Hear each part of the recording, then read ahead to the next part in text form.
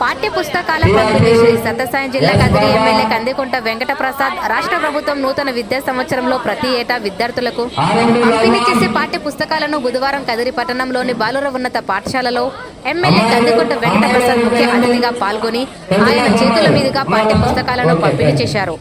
ఈ సందర్భంగా ఎమ్మెల్యే కందికుంట వెంకట ప్రసాద్ మాట్లాడుతూ రాష్ట్ర ప్రభుత్వ బడులలో చదివే విద్యార్థులకు పుస్తకాలు, యూనిఫామ్లు ఉచితంగా పంపిణీ చేస్తుందని చెప్పారు.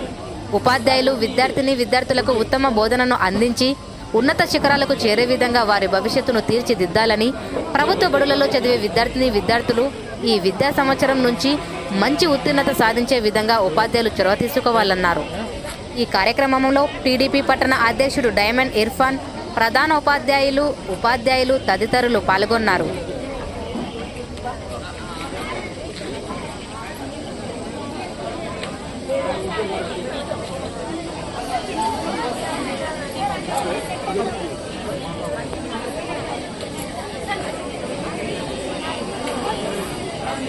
ఓకే